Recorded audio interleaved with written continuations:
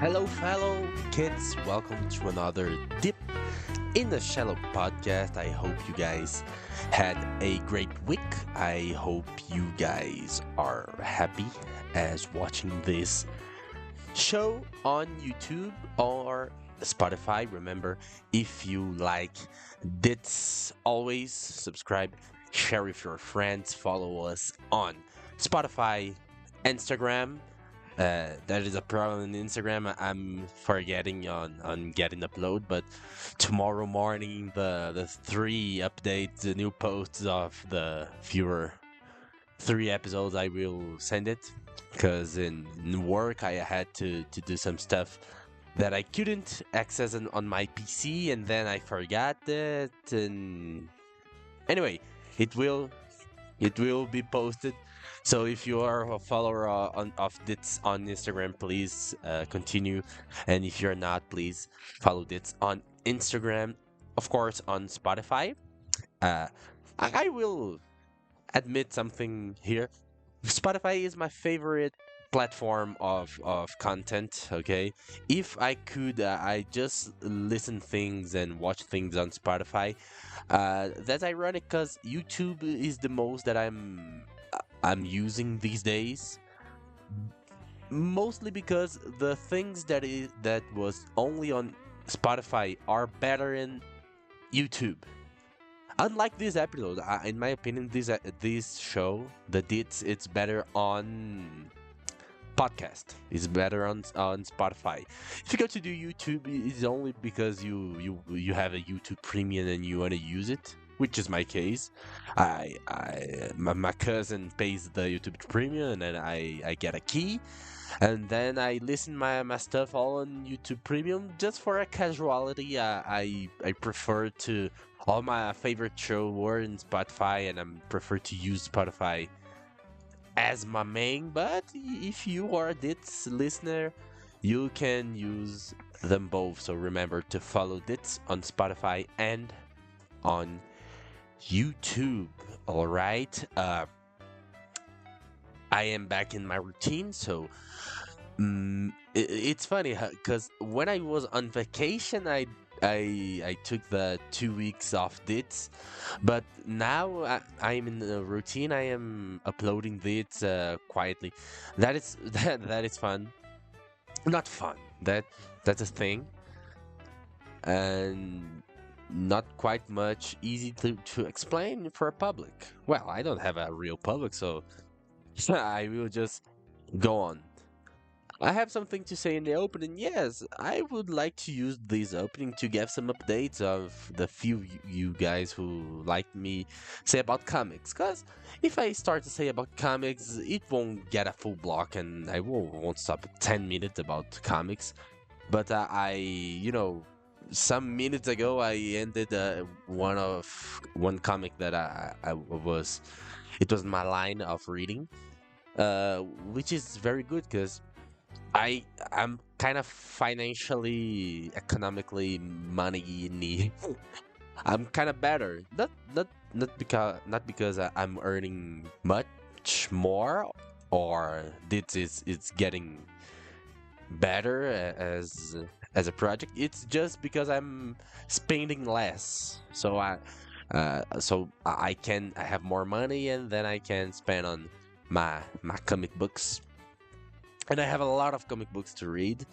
If you are a books guy, you will understand some what I bought and I have to read. I'm reading the Justice League of Keith Giffen. In Brazil, it's called the Justice League International. So it's I'm reading very very quietly, very slowly, because they released in the deluxe version, but the volume 2 of these deluxe version is too much expensive and will take a while to get a sale, a promotion. So I will have to It will take long for me to read the volume 2 and get and go on with the Kif Giffen's Justice League. Kif Giffen's and the Matters, you understood. I'm into a lot of Spawn. Spawn is fun because it took what 56 captures for I finally get involved with Spawn. It took amount of chapters and pages for me to finally like what I'm reading. But Spawn, it's almost a fetish. It's almost a guilty pleasure. And I'm reading also the Clone Saga from the 90s. You can the Spider-Man Clone Saga from the 90s. You can see that I am a very masochist as well, because it's really bad, but it is also really fun. I don't think the newest Spider-Man movie will have any related stuff with these Clone Saga, and that's good. That's a good thing. But sometimes I wish that any movie or cartoon of Spider-Man could adapt something of the Clone Saga. It's kind of good and it's kind of bad in a way. I see the story and there's good reader, there is good writers, there is good drawers, but it's kind of goofy sometimes. Maybe if the storyteller take that, the guys from Spider-Verse, of Sony Animation, take that and just take the good parts, the good dilemmas of the clones and the bad guys and the real good, well-drawn fights. Maybe could be good, could be worse, but let's see. Let's get to the show.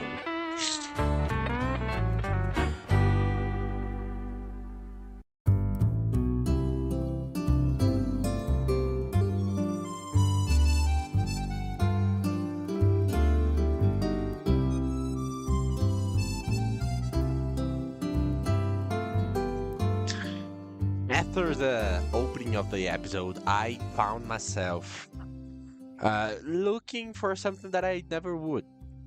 When I originally buy a book and read a book, I always know the original name, and if I don't know the original name, it's not that hard to find the original name. But god damn it, the book that I am reading in Portuguese, it was so hard to find the original name on Google, because the author is the writer is named Martin King, and it's tough to search about Martin King without the Google send you to Martin Luther King. And then I found my way, and because finally I can say about the book that I am reading this week. I started this week. I am already on 100 pages. I will try to end it by this week or the next. But it's a book about World War II. And I am so glad that I'm reading a non-fiction book. I don't know why. I always try to mix my readings of the month, of the weeks, of the year.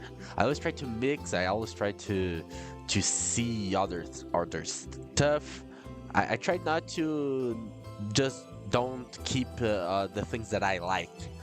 Of course, if I am hold on is, I will only read sci-fi and fantasy and philosophy. I always try to mix in something that I don't know if I like it. I just try new books and new stuff.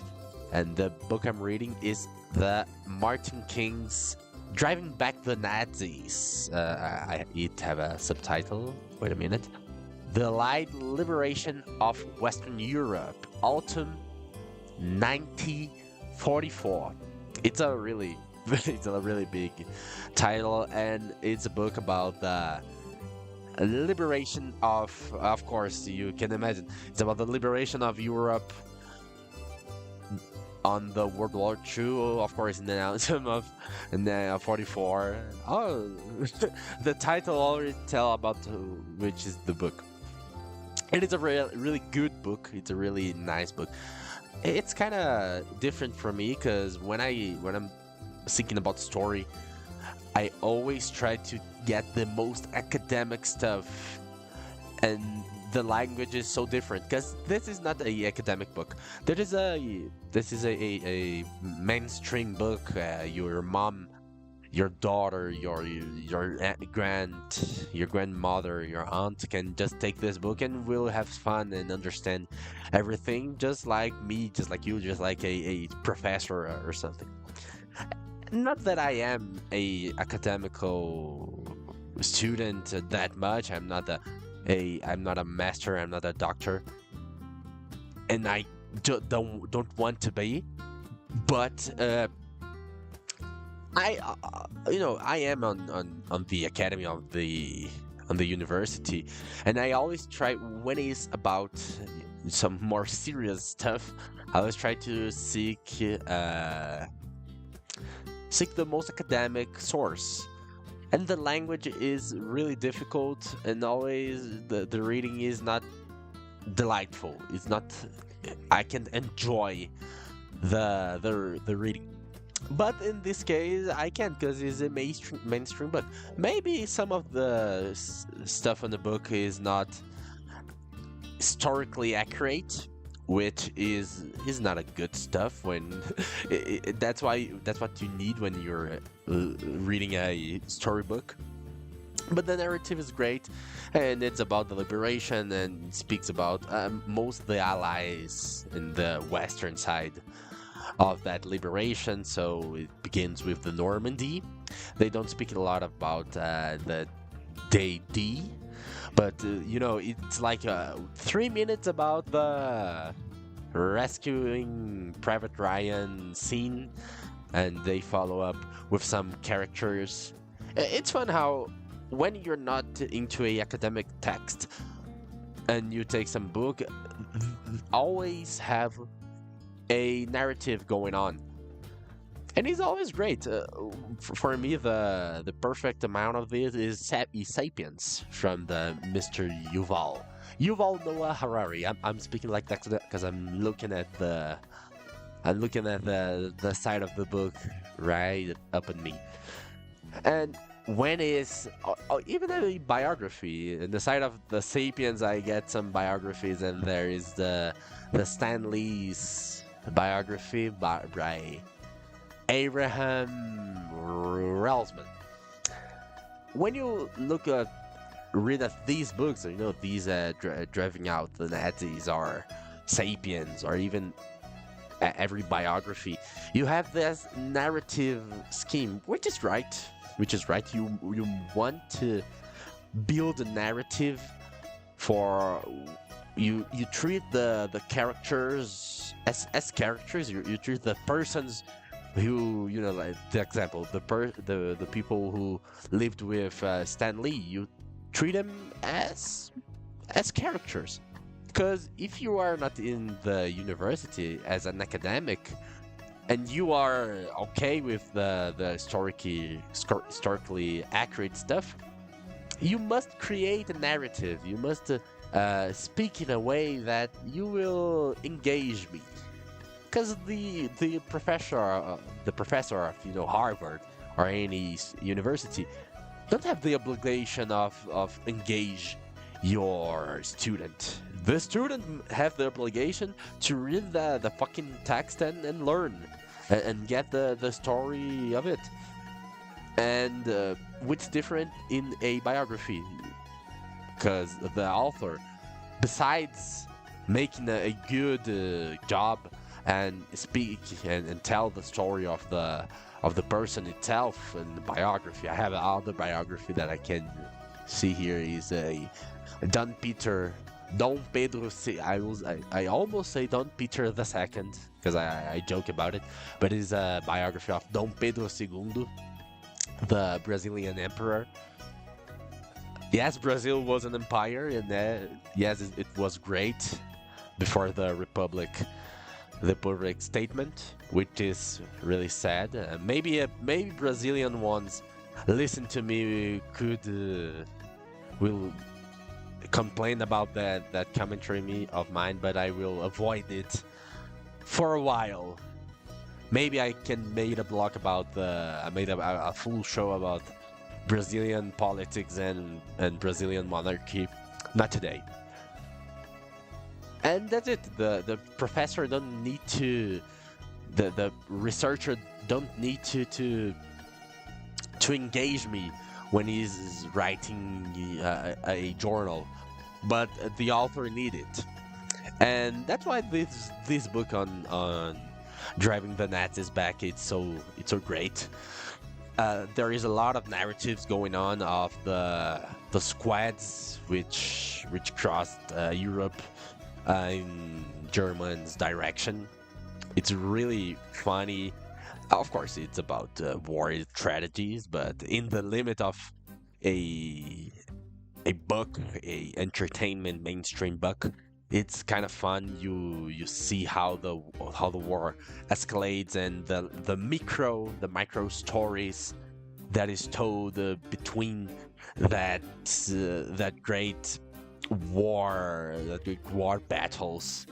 The liberation of France. You have a lot of stories. You discover that the mayor of Paris, it was on the Nazi side. Okay, it was a chosen by Hitler and these fellows.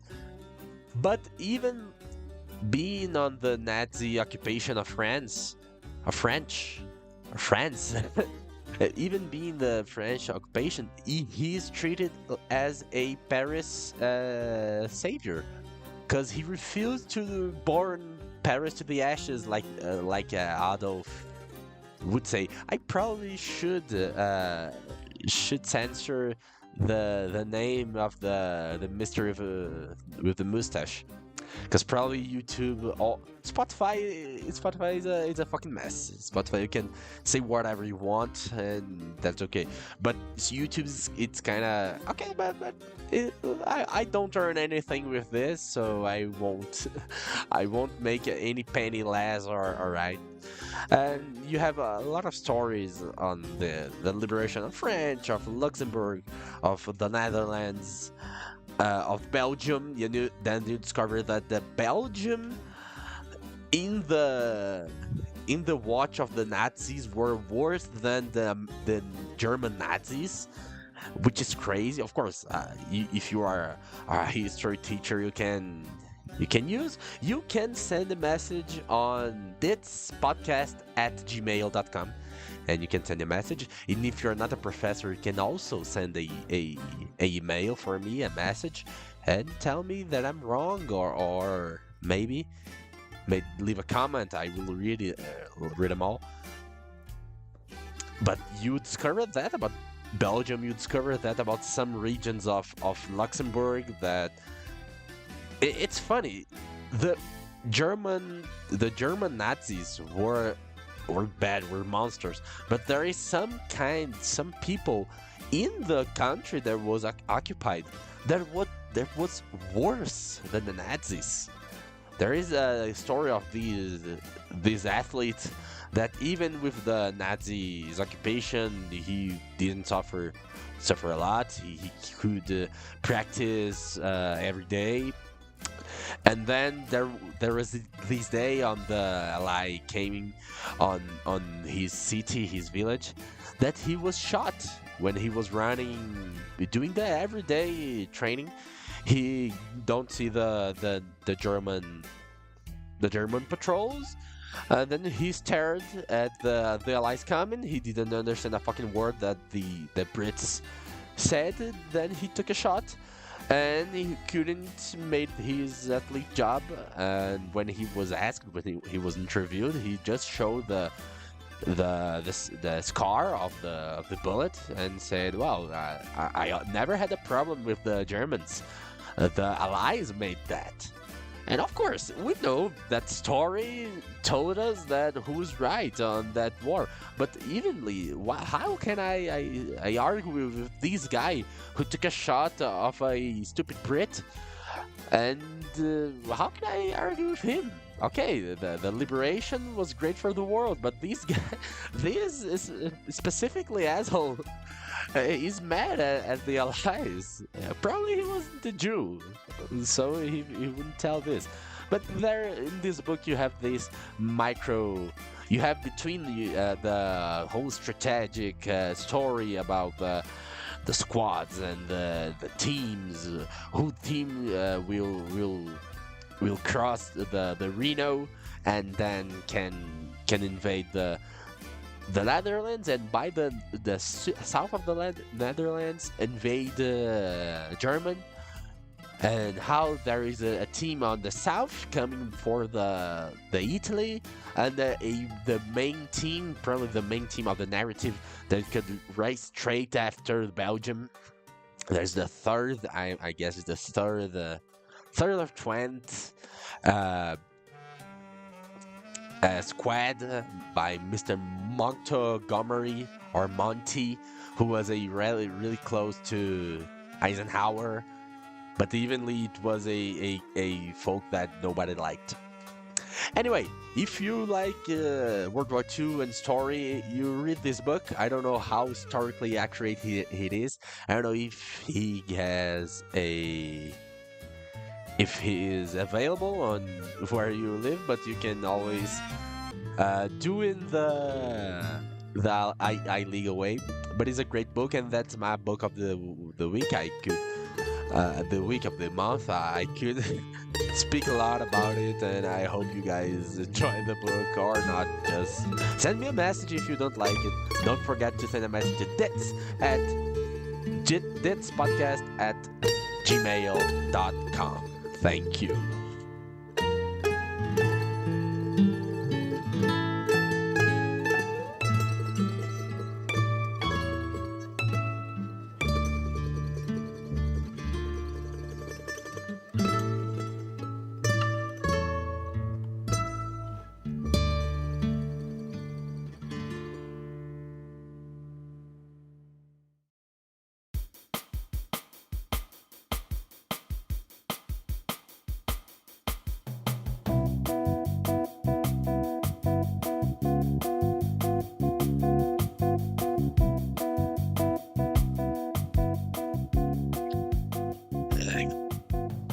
God damn, we already on a half of the year.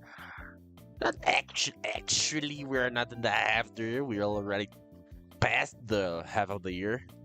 But I say that because my birthday it's coming. It's too near from today. It's actually on 28th, 28th August. August 28th. I'm sorry, Americans, you assholes who speak, Americans and Brits who speak the month before the fucking day, which makes no fucking sense. Why the month? It's previously than the day. So the day only counts if it's in a month. Actually, it makes a a little bit of sense, but okay. And that's my birthday, and of course I'll make a special show on d.i.t.s. So probably the third or 32 doesn't fucking exist. 31 of August, you guys will listen to a great show about my birthday and my birthday week. Not that special, because probably I will celebrate a week after, because probably the folks that I want to hang around won't have the payday on the day 30, so it will be kind of messy. So I with my boys, I will celebrate a week after. Probably I will go to a bar, listen to bad music, and drink cheap alcohol. Not because I want to drink cheap alcohol, but it's the better way to get all my friends together. Because I have poor friends, because I'm poor. Besides that, it's kind of it's kind of hard to. I don't know if I'm a grown-up man, and the only people I talk is my colleagues, my girlfriend, and my family. But it's too hard on the routine being growing up, a young adult, studying, working, and that shit. It's so hard to see some friends these days. You guys, the only people who listen to this show, that is my friend, that my closest friend, probably will understand that and will send me a message calling me an asshole and saying he's missing me. I'm missing you too, pal. I'm missing everything. I'm missing a life. It's better to have this than be a fucking punk and don't do anything all day. But I miss some stuff, and of course, my friends, this closest friend, and other friends, and have a little time to rest these days. And the year just ran so fast. The time ran so fast. We're already on the d.i.t.s number 10. 10 programs, 10 shows that me speaking bullshit about stuff. And it's funny if you take the first episode of d.i.t.s, first episode, or the number 0 episode, you can see through how my English was. I don't know if my English was worse, or my pronunciation of some words was worse, or just I am more open. I'm more clear ideas for speaking in a show. Because of course I'm not getting famous with this shit, so I don't have anyone saying me that I'm better, that I'm worse, that I'm speaking better, that I'm speaking worse. But I tried to listen to an episode some days ago, and well, my English now, my pronunciation now, my communication now, it's way better. It's way better than it was, 2 and 3 months ago. Of course, if I keep making dits over the years, over the months, it will get better all the time. If I work with my English every daily. I serve people that don't just speak English. And my career as an internationalist will make me speak English every day, I hope, or or or mess with Brazilian politics every day. I don't know, whatever gives me more money. But I'm seeing that my English is getting better. We're all already in August, and the dits heavily helped me on getting my English better, and making me, because I can train. I was speaking about this about some colleagues. So one colleague that is my friend of college and of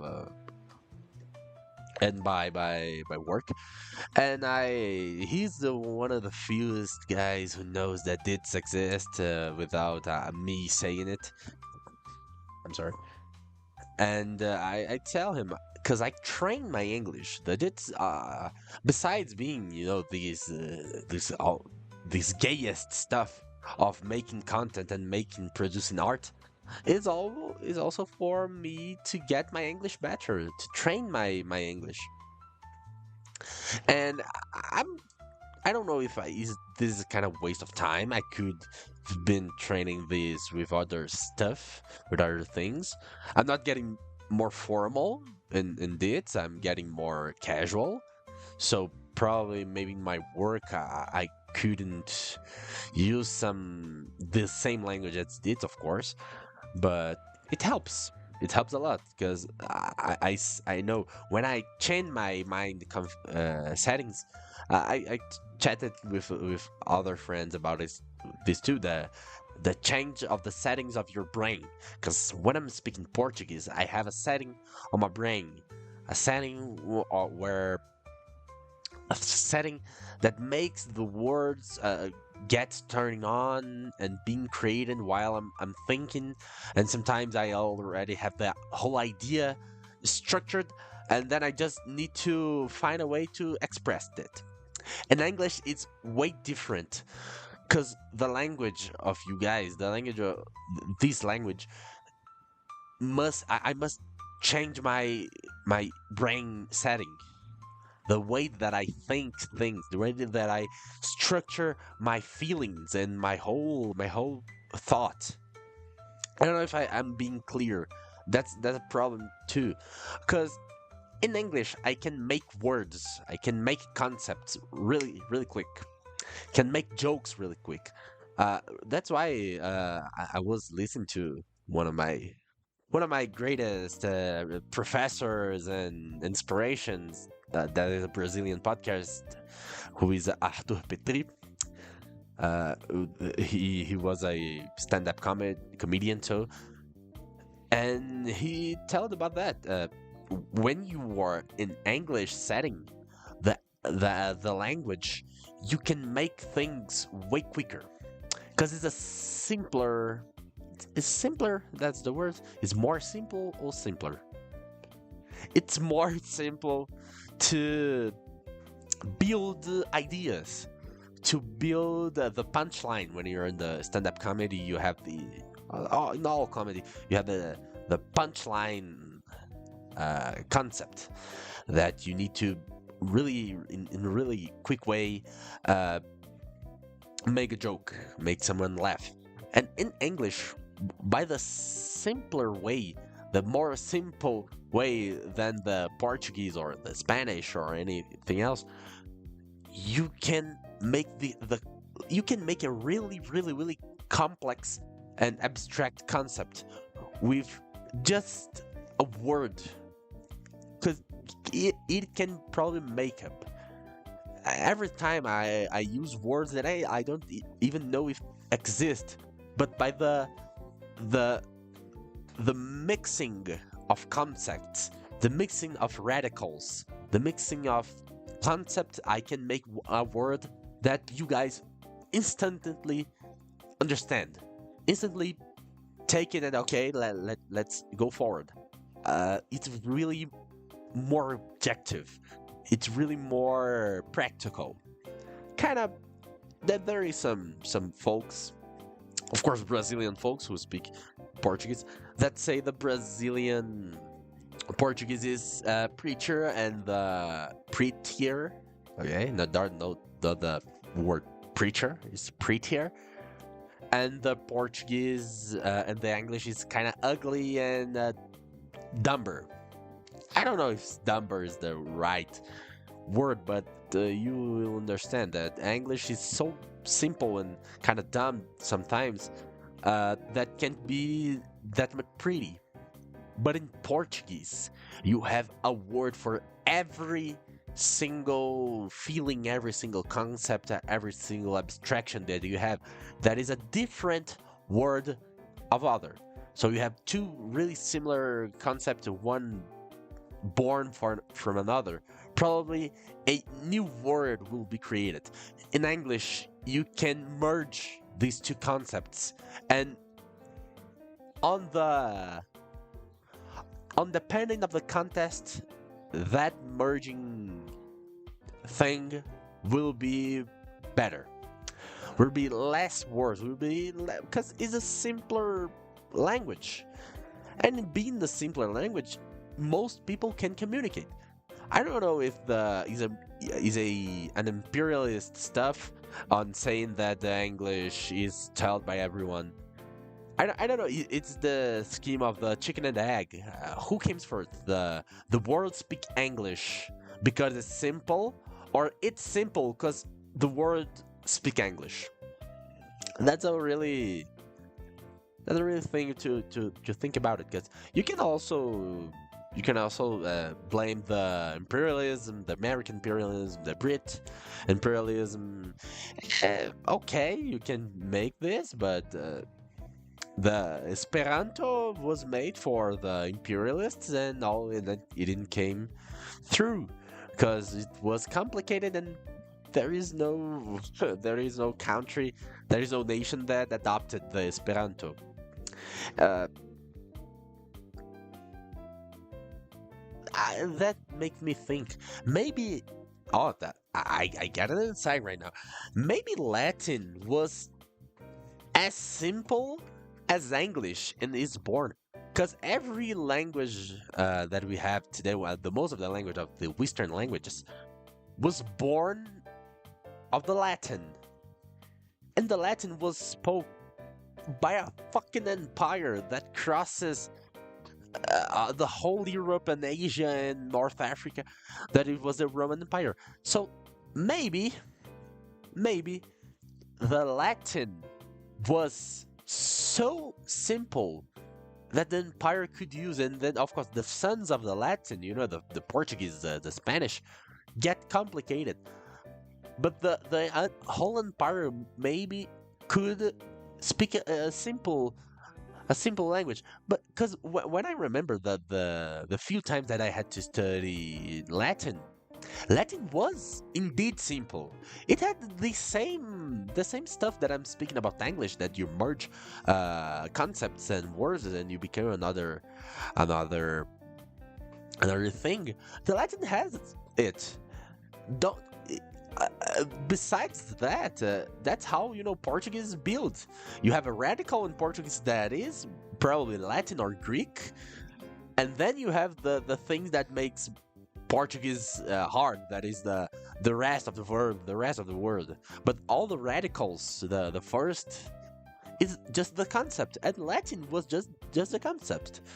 So maybe in the future, maybe in the projecting, the future, maybe the English will build a lot of kids, a lot of childs, and every of these will be tough languages, and then some language today that we think that is kind of difficult will be a fucking simple language and will become a legend of the of an empire. In my opinion, will be an Indian empire, and the empire who will build the world and make we to the stars is the Indian is the Indian empire. That, of course, if you take historically, always an empire destroy another, being destroyed, and another empire greater comes in. And my bet is on the Indians. If you're an Indian and you are listening to me, your future is glorious, and you will conquer the stars and the common culture of the earth. When an alien come, everything on the earth will be India. Will be will be will be a lot of Ganges rivers over there. I don't know how to speak anymore. I just thought that idea was fun.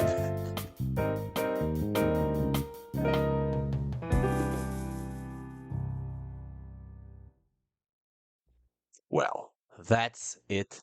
Thank you. Not yes, you. Not my close friends who watch this episode. I'm telling you, you, the lonely guy who, without knowing me, watch or listen this podcast, this show. Thank you. You are exceptional, but you could be better. You could be better if you share with your friends, if you show the d.i.t.s word for all your friends. This show was pretty pretty better than the last week. I think I'm getting back on a track again, and this one I talked about free stuff, and I have such fun on making this. Remember, follow us on Instagram, on Spotify, and on YouTube. Yes, I had a Twitter page, but I don't want to use Twitter, so I'm sorry. But thank you a lot if you listen this through the final.